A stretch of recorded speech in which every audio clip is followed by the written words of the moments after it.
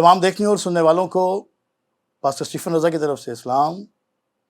میرا تعلق glorious church of Christ سے ہے جو اختر کالونی میں واقع ہے۔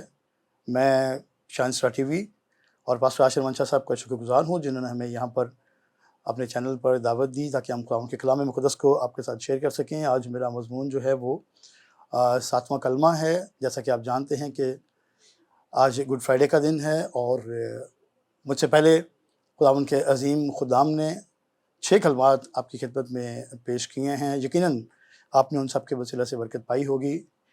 اب 7واں اور آخری کلمہ جو سپردگی یا دوبارہ ملاپ کا کلمہ کہلاتا ہے، ہم اس پر بات کریں گے، اور آج میں اس کو ایک نیا نام دینا چاہتا ہوں۔ وہ نام ہے الہی محافظت کا کلمہ۔ اگرچہ یہ سپردگی اور دوبارہ ملاپ کا کلمہ بھی ہے، وہ عنوانات بھی اسی طرح سے موضوع ہیں، مگر میں اس کو زیادہ آج جس تناظر میں پیش کرنا چاہتا ہوں وہ الہی محافظت ہے۔ اس کی مرکزی آیت کی تلاوت کر لیتے ہیں۔ میرے پاس لوکا کی انجیل اس کا 23واں باب اور اس کی 46ویں آیت، لوک چیپٹر 23 ورس 46۔ پھر یسوع نے بڑی آواز سے پکار کر کہا، اے باپ، میں اپنی روح تیرے ہاتھوں میں سونپتا ہوں، اور یہ کہہ کر دم دے دیا۔ خداوند کے کلام مقدس کا ہم سب کے لیے پڑھا اور سنا جانا باعث برکت ہو، آمین۔ میں اپنے اس کلمہ کی تفسیر و تشریح کا آغاز ایک گیت سے، زبور سے کرنا چاہتا ہوں، شاعری سے، اور اس کا اختتام بھی پھر میں ایک گیت پر کروں گا۔ اور یہ کوئی نئے گیت نہیں ہیں، ہم سب ان سے بخوبی آگاہ ہیں، بخوبی واقف ہیں، ہم اپنی کلیسیوں میں ہمیں اکثر گاتے ہیں، مگر یہ دونوں ہی گیت اس کلمے سے براہ راست تعلق رکھتے ہیں۔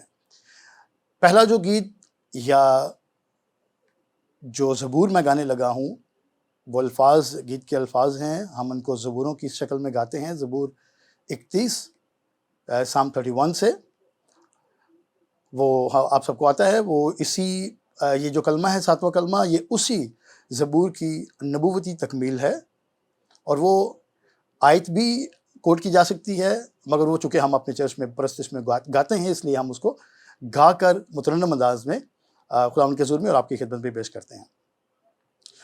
سونپ دہاں روح اپنی تینوں، اے سچائی دے خدا، توویں ہے یہوہ جس نے مینوں کیتا ہے رہا، میری آس ہے تیرے اُتے۔ آئیے ہم اس کلمے کی تشریح کی طرف چلتے ہیں۔ یہ جو زبور میں نے گایا ہے، یہ کلمہ باقاعدہ طور پر اسی حصے کی، زبور 31 کے اسی حصے کی نبوتی تکمیل ہے، جس کا ذکر زبور 31 کی 5ویں آیت میں ملتا ہے۔ الہی محافظت کے کلمے کا عنوان دیتے ہوئے اس کا ذیلی جو جملہ ہے یا بیان ہے جس پر میں زور دوں گا اور جس کو ہم آگے لے کر چلیں گے، وہ ہے کہ خدا کا ہاتھ یا خدا کے ہاتھ اس دنیا کی محفوظ ترین جگہ ہیں۔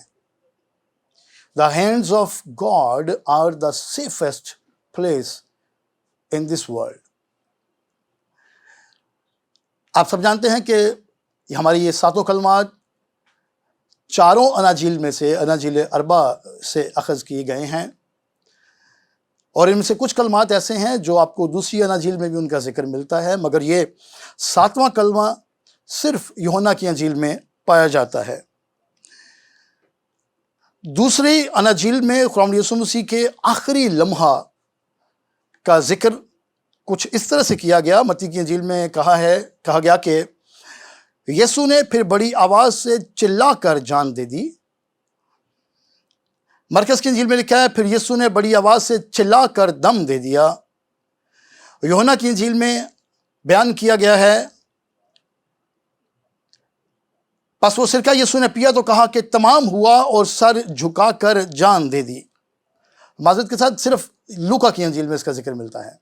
باقی انجیل میں یہ بتایا گیا ہے کہ اس نے بڑی آواز سے چلا کر جان دے دی، دم دے دیا، مگر یہ نہیں بتایا کہ وہ جو بڑی آواز میں چلایا تھا وہ دراصل اس چلانے میں الفاظ کون سے بولے گئے؟ بہرحال لوکا طبیب نے ہمارے لیے اس کلمہ کو لفظی طور پر بیان کیا ہے اور بتایا کہ اس نے جب بڑی آواز سے چلا کر جان دی تو وہ بڑی آواز میں اس نے کیا کہا۔ مجھے چند دن پہلے کسی نے پوچھا کہ پاسٹر صاحب کیا یہ تضاد نہیں ہے کہ باقی اناجیل میں لکھا ہے کہ اس نے بڑی آواز سے چلا کر جان دے دی، اور اب لوکا کی انجیل میں ہمیں ملتا ہے کہ اس نے آخر پر یہ آخری کلمہ جو بولا وہ یہ تھا، تو کیا یہ اناجیل کے بیچ میں تضاد نہیں ہے؟ تو میں نے ان کو کلیریفائی کرنے کے لیے یہ بات بتائی اور آپ کو بھی بتانا چاہتا ہوں کہ دیکھیں، یہی تو بائبل مقدس کی خوبصورتی ہے۔ 4 اناجیل دراصل 4 شہادتیں ہیں، 4 گواہیاں ہیں، جن میں مختلف پیرائے میں مختلف انداز میں یہ بیان کیا گیا ہے کہ خداوند یسوع مسیح کے ساتھ آخری لمحات میں یا پوری زندگی میں، ان کی پوری حیات مبارکہ میں ان کے ساتھ کیا کیا، کس طرح سے واقعات جو ہے وہ پیش آئے۔ اور چونکہ چاروں جو مصنفین ہیں انہوں نے مختلف انداز میں سارے واقعات کو دیکھا، قلم بند کیا، تو انہوں نے اپنے اپنے انداز میں جو بات ان کو سمجھ میں آئی، جو بات ان کو یاد آئی، انہوں نے اس کو ضبط تحریر میں لائے۔ مگر لوکا طبیب نے، جو کہ جیسا کہ ان کے بارے میں کہا جاتا ہے کہ وہ طبیب تھے، انہوں نے نہایت انگریزی اور باریک بینی کے ساتھ مشاہدہ کرنے کے بعد بعض ان چیزوں کو بھی اپنی انجیل میں بیان کیا ہے جو باقی تینوں جو 3 مصنفین ہیں انہوں نے ان کا ذکر نہیں کیا۔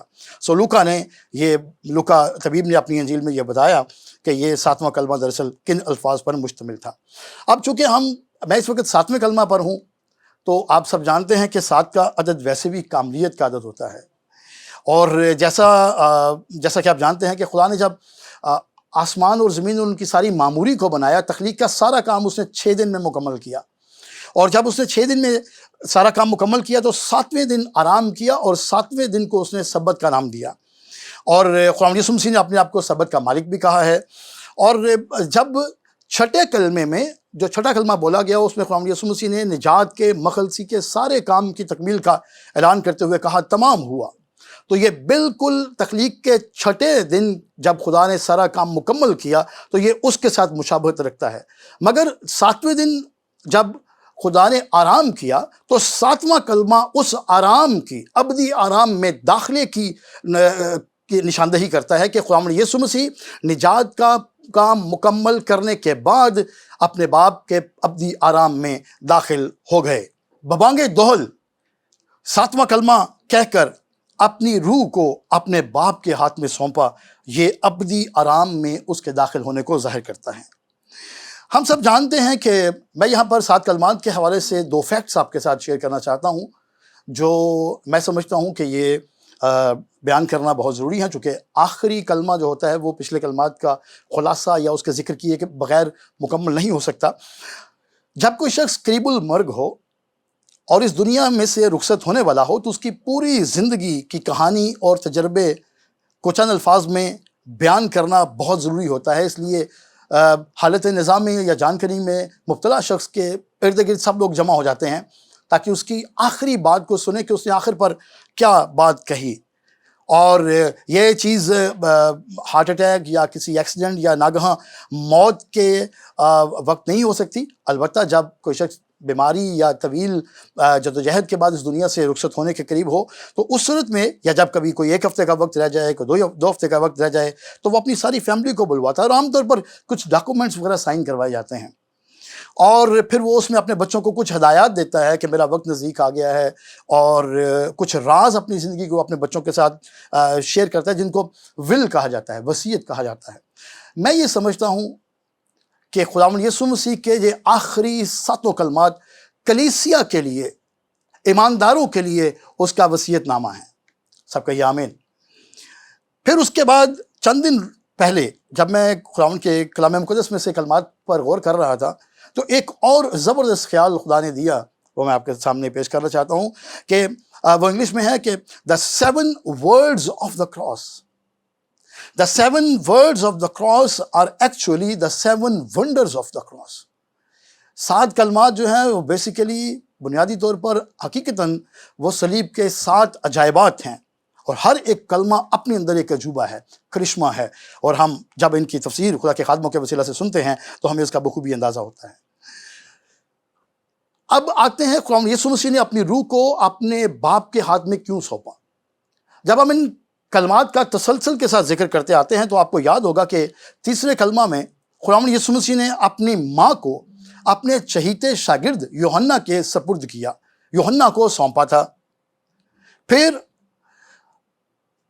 اس نے اپنے بدن کے بارے میں یہ پیشن گوئی تھی کہ اسے یوسف ارمتیہ لے کر ایک قبر میں رکھے گا، یعنی کہ اس کا بدن یوسف ارمتیہ کو سونپا جائے گا۔ ماں اس نے اپنے شاگرد یوحنا کو سونپی، بدن اس کا یوسف ارمتیہ کو سونپا جائے گا، خدمت کا کام اس نے اپنے شاگردوں کو سونپا، اور رہ گئی اس کی اپنی روح کی بات، تو اس نے کہا باپ میں اپنی روح تیرے ہاتھوں میں سونپتا ہوں۔ اب اس کے پیچھے کیا اسباب ہیں ہم ان پر بات کریں گے۔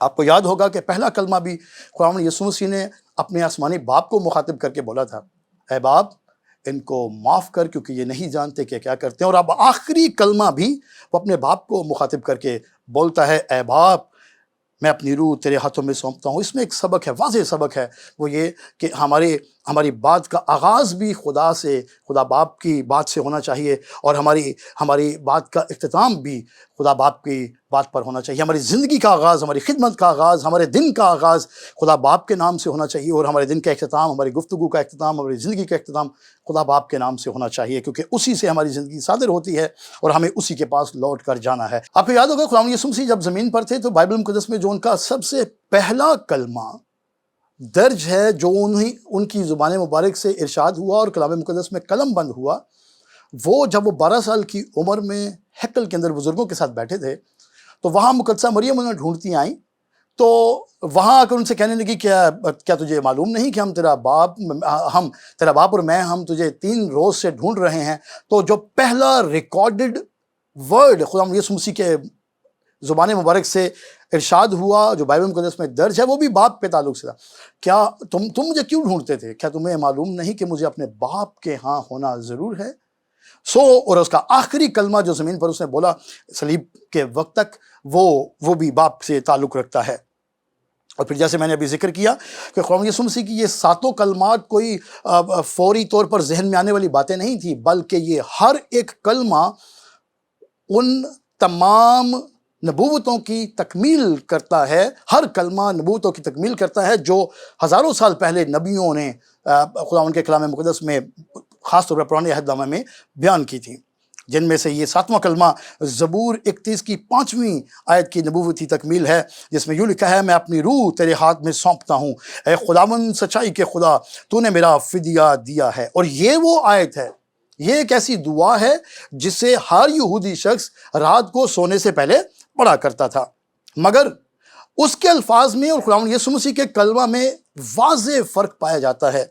یہودی لوگ یا زبور نویس نے خداوند کہہ کر پکارا ہے، اے خداوند، مگر یسوع نے باپ کو، خدا کو اے باپ کہہ کر پکارا ہے۔ اس سے ہمیں پتہ چلتا ہے کہ یسوع مسیح واقعی خدا کا بیٹا تھا۔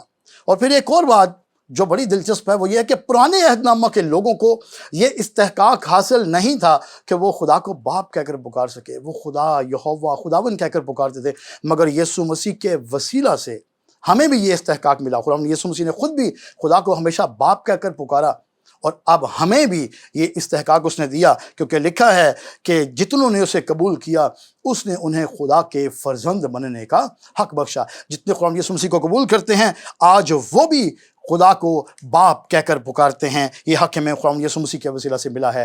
آمین، پریز دی لارڈ۔ پھر آپ کو یاد ہوگا کہ یسوع مسیح نے پہلے ہی کہہ دیا تھا کہ مجھے اپنی جان لینے کا اور دینے کا بھی اختیار ہے۔ یوحنا 10 باب کی 17 سے 18 آیت میں لکھا ہے، باپ مجھ سے اس لیے محبت رکھتا ہے کہ میں اپنی جان دیتا ہوں تاکہ اسے پھر لے لوں۔ اب یہ جو پھر لے لوں کے الفاظ ہیں، انہوں نے میری توجہ اپنی طرف مرکوز کی، اور میں ان کی حقیقت آپ کو بتاتا ہوں۔ 18ویں آیت میں لکھا ہے، کوئی اسے مجھ سے چھینتا نہیں بلکہ میں اسے آپ ہی دیتا ہوں، مجھے اس کے دینے کا بھی اختیار ہے اور اسے پھر لینے کا بھی اختیار ہے، یہ حکم میرے باپ سے مجھے ملا۔ اگر آپ اعمال کی کتاب کے 7ویں باب کی 59ویں آیت کو دیکھیں تو استفنس شہید نے بھی خداوند یسوع مسیح کے نمونہ پر یہی الفاظ اپنی موت کے وقت بھی دہرائے تھے۔ لکھا ہے، پس یہ استفنس کو سنگسار کرتے رہے اور وہ یہ کہہ کر دعا کرتا رہا کہ اے خداوند یسوع میری روح کو قبول کر۔ اب خداوند یسوع مسیح اپنی روح باپ کے ہاتھوں میں سونپتے ہیں اور استفنس اپنی روح یسوع کے ہاتھوں میں سونپتا ہے۔ آپ ایک تسلسل، ایک درجہ بندی آپ کو نظر آئے گی۔ ہمارا تعلق، ہماری روحوں کا تعلق، ہماری روحوں کا اصل مالک خداوند یسوع مسیح ہے، جس نے ہمارے لیے اپنی جان دی ہے۔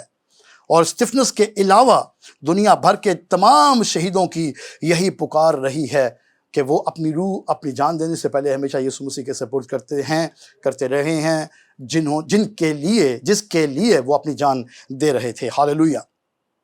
اب یہ جو روح کو اپنے باپ کے ہاتھوں میں سونپنا ہے، اس کا کیا مکاشفہ ہے؟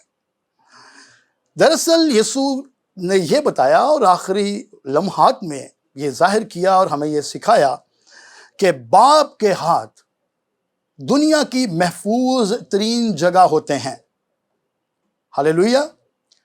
بات خاص زمینی باپ کی ہو یا آسمانی باپ کی ہو، باپ کے ہاتھ ہر بچے کے لیے اس کی محفوظ ترین پناہ گاہ ہوتے ہیں۔ اور پھر جب بات ہو آسمانی باپ کی، یہوہ خدا کی بات ہو، تو اس کے ہاتھوں سے ہمیں کوئی نکال یا گزند نہیں پہنچا سکتا۔ اس کے ہاتھوں میں جب ہم رہتے ہیں تو وہاں ہمیں کوئی نقصان نہیں پہنچا سکتا، وہاں ہم محفوظ ہیں۔ باپ کے ہاتھ اس دنیا کی محفوظ ترین جگہ ہیں۔ ہمیں عادت ہے ہم اپنے روپے پیسے تجوریوں میں، بینک اکاؤنٹس میں، بڑے بڑے تالوں میں، سی سی ٹی وی کیمروں میں، گارڈز میں، اور یہ ساری جو سیکیورٹی کا سسٹم ہے، اس کے اندر ہم اپنے آپ کو محفوظ سمجھتے ہیں۔ اور جس قدر وہ سیکیورٹی فل پروف ہوتی ہے، اتنا ہم اپنے آپ کو محفوظ ترین سمجھتے ہیں کہ ہمارا جان و مال اس میں محفوظ ہے۔ مگر خدا باپ کے ہاتھ اس دنیا کی سب سے محفوظ جگہ ہیں، محفوظ ترین جگہ ہیں۔ اس لیے مال کے بارے میں بھی لکھا کہ اپنا مال آسمان پر جمع کرو، کیونکہ آسمان پر جمع کرنے کا مطلب ہے خدا کے ہاتھ میں دے دو۔ جسم اور مال کے محافظ انسان ہو سکتے ہیں۔ یہاں پر ایک نقطہ یہ بھی آ سکتا ہے، ذیلی نقطہ یہ بھی ہے، ہاں جسم اور مال کی حفاظت تو انسان بھی کر سکتے ہیں، جن کو ہم گارڈز کے طور پر رکھتے ہیں، کیمراز لگا دیتے ہیں، جس طرح سے بھی ہم سیکیورٹی کا انتظام کرتے ہیں۔ مگر روح کی حفاظت خدا کے سوا کوئی نہیں کر سکتا، کیونکہ جو اس کا دم ہے وہی اس کی صحیح حفاظت کرنا جانتا ہے۔ اب پہلا کلمہ خداوند یسوع مسیح نے اے باپ کہہ کر بولا، اور بیچ میں باپ نے اس کو چھوڑ دیا، تو وہ جو چوتھا کلمہ ہے اس میں وہ اس کو باپ کہہ کر مخاطب نہیں کرتا، بلکہ اے میرے خدا، اے میرے خدا، کیونکہ اس وقت اس پر دنیا جہان کے گناہ لدے ہوئے تھے۔ باپ نے اسے چھوڑ دیا، اب وہ اسے صرف خدا کے طور پر مخاطب کرتا ہے۔ مگر ساتویں کلمے میں، آخری کلمے میں، وہ دوبارہ اس کو باپ کہہ کر مخاطب کرتا ہے۔ اس مناسبت سے اس کلمے کو دوبارہ ملاپ کا کلمہ کہتے ہیں، کہ باپ سے شروع ہوا ہے باپ ان کو معاف کر، بیچ میں باپ اے خدا، اے میرے خدا تو نے مجھے کیوں چھوڑ دیا، باپ کا تعلق تھوڑی دیر کے لیے منقطع ہو گیا، اور اس کے بعد ساتویں کلمے میں وہ پھر جا کر اس کو اے باپ کہہ کر بلاتا ہے۔ اس اعتبار سے ہم اس کو دوبارہ ملاپ کا کلمہ کہتے ہیں۔ اور پھر اب یہ اپنی روح کو باپ کے ہاتھوں میں سونپنا اس قدر ضروری کیوں تھا؟ اپنی روح کو باپ کے ہاتھوں میں سونپنا اس اعتبار سے ضروری تھا کہ اس کے بعد اس کی روح عالم ارواح میں جانے کو تھی، اور اس وقت عالم ارواح کا انتظام ابلیس کے ہاتھوں میں تھا۔ اور اس نے کہا کہ اے باپ، جس کام کے لیے میں عالم ارواح میں، پاتال میں اتر رہا ہوں، میں اپنی روح کو تیرے ہاتھوں میں سونپتا ہوں، تو میری روح کی وہاں حفاظت کرنا۔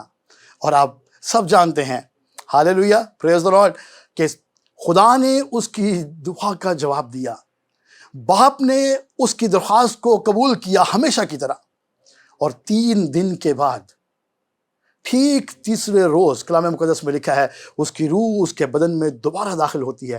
اس باپ کے پاس چونکہ وہ محفوظ رہی، اس نے اپنی روح کو اپنے باپ کے ہاتھوں میں سونپے رکھا، اور باپ نے اس کی روح کو دوبارہ واپس اس کے بدن میں ڈالا، اور تیسرے دن وہ مردوں میں سے اسی روح کو لے کر دوبارہ جی اٹھا۔ ہاللویہ، چونکہ وہ روح باپ کے ہاتھوں میں سونپ چکا تھا، اور اس نے کہا کہ باپ تو میری روح کی حفاظت کرنا۔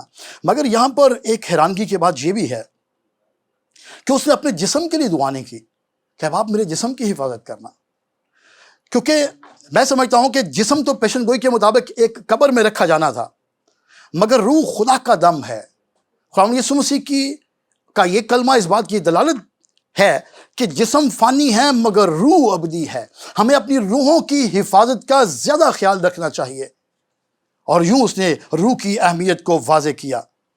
ہمیں غور کرنا ہے کہ مرنے کے بعد ہماری روح کہاں جا رہی ہے۔ اس کے جسم کے لیے یوسف ارمتیہ کا انتظام نبوتی طور پر پہلے سے موجود تھا۔ آپ کو یاد ہوگا موسیٰ کی لاش پر جھگڑا شروع ہو گیا تھا۔ ابلیس کے فرشتے اور خدا کے فرشتے دونوں موجود ہوئے کہ یہ روح ہماری ہے، مگر یسوع نے خود کہہ دیا، ہے باپ میں اپنی روح تیرے ہاتھوں میں سونپتا ہوں۔ یہ روح باپ کی طرف سے آئی تھی اور باپ کے پاس ہی واپس لوٹ جانا اس کا ضروری تھا۔ یہ مکمل تابعداری کی بات ہے۔ اور پھر آپ جانتے ہیں کہ جب یسوع مسیح نے یہ کلمہ بولا تو اس کلمہ کی پکار محض لفظی پکار نہیں تھی، بلکہ اس کے ساتھ کچھ واقعات بھی رونما ہوئے۔ خداوند یسوع مسیح نے جب یہ کلمہ بولا تو اس وقت صرف یہ الفاظ کا اظہار نہیں ہوا، بلکہ اس کلمے کو بولتے ہی کلام مقدس میں لکھا ہے کہ ہیکل کا پردہ اوپر سے نیچے تک پھٹ گیا۔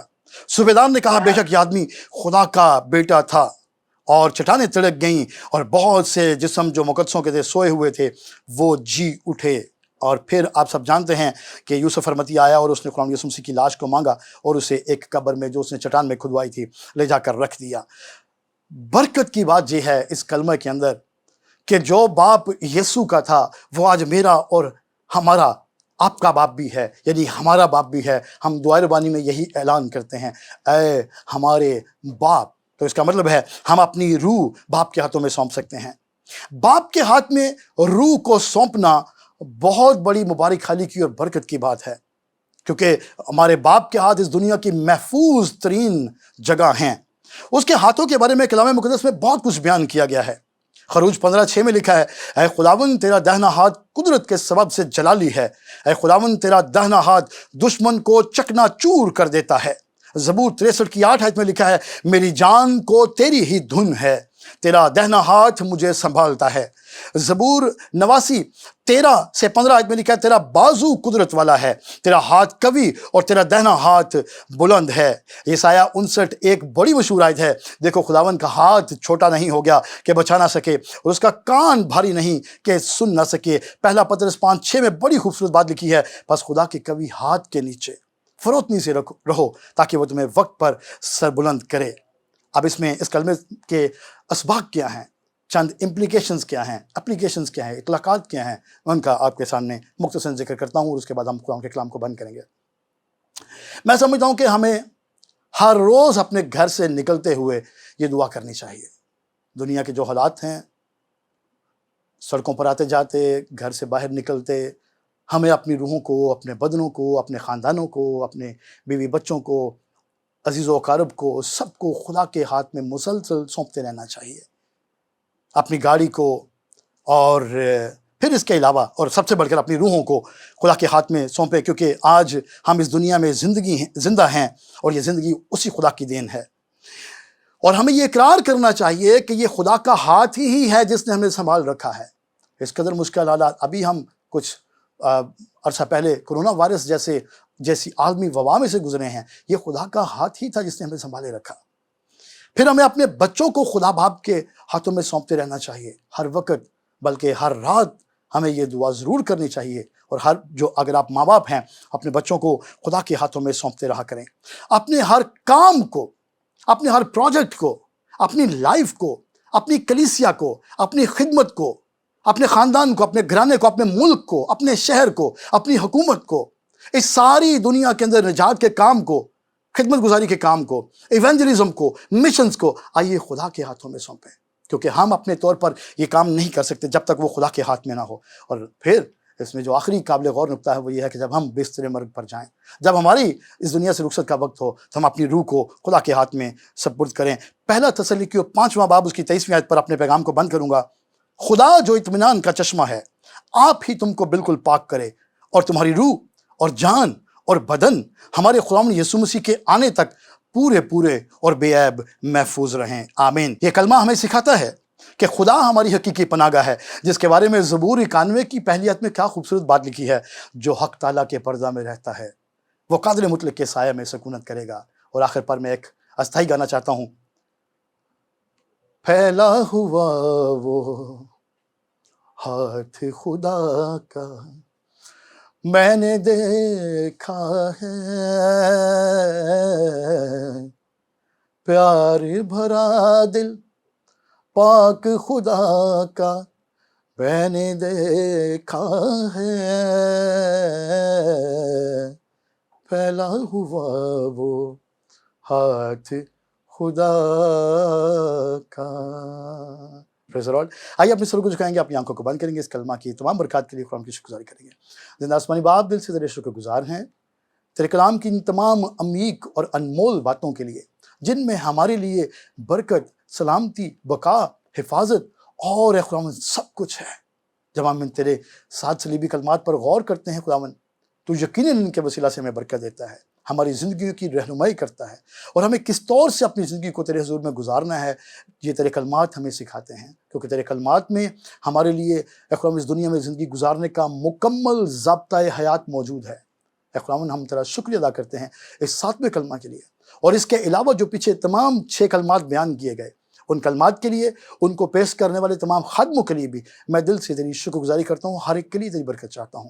یہ پیغامات اے خداوند سب کے لیے باعث برکت ہوں، اور ہم اے خداوند اپنی زندگیوں کو تیرے ان کلمات کی روشنی میں گزارنے کے لائق بن سکیں۔ تو ہم سب کو اس بات کی توفیق دے، اور یہ کلام اے خداوند جو آج تیرے حضور میں پیش کیا گیا ہے یہ سب کے لیے باعث برکت ہو، اور ہم سب تیرے نام کو عزت اور جلال دینے کے لائق ٹھہریں۔ یہ سب کچھ تیرے پیارے بیٹے اپنے خداوند یسوع مسیح کے نام سے مانگتے ہیں، آمین۔